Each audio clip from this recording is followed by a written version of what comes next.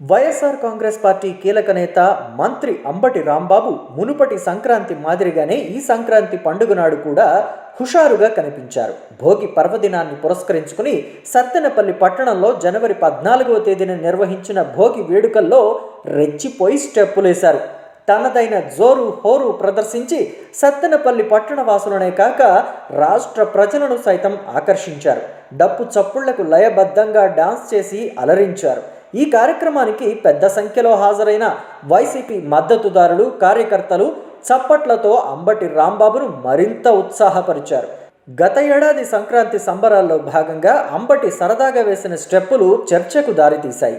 అంబటి డాన్సును పవన్ కళ్యాణ్ నటించిన బ్రో సినిమాలో నటుడు పృథ్వీరాజ్తో ప్యారడీ చేయించారు. పైగా దానిని సోషల్ మీడియాలో ట్రోలింగ్ చేయడంతో రచ్చరేగింది. అయితే ట్రోలర్స్ అంటే డోంట్ కేర్ అన్నట్టు ఏడాది కూడా అంబటి డాన్స్ చేయడం, పైగా మునుపటి కన్నా రెచ్చిపోయి స్టెప్పులేయటం ఆసక్తికరం. ఈ విషయంపై అంబటి కొన్ని కీలక వ్యాఖ్యలు కూడా చేశారు. సంక్రాంతికి తాను సంబరాల రాంబాబునేనని చెప్పారు. లేనిపోని రాద్ధాంతాలను తాను పట్టించుకోబోనని, పైగా సినిమాల్లో పెట్టుకునే స్థాయిలో తనను హైలైట్ చేస్తుంటే తానెందుకు కాదంటానని అన్నారు. ఇక అంబటి విషయం పక్కన పెడితే తెలుగు రాష్ట్రాల్లో సంక్రాంతి సందడి మొదలైపోయింది. చదువు కోసం, బ్రతుకు తెరువు కోసం వేరువేరు ప్రాంతాల్లో నివసించే వారంతా స్వస్థలాలకు చేరుకోవడంతో ఆంధ్రప్రదేశ్ అంతా కళకళలాడుతోంది. భోగి పండుగ సందర్భంగా జనవరి 14వ తేదీ నుండే సాంప్రదాయక కార్యక్రమాలతో పండుగ షురూ అయిపోయింది.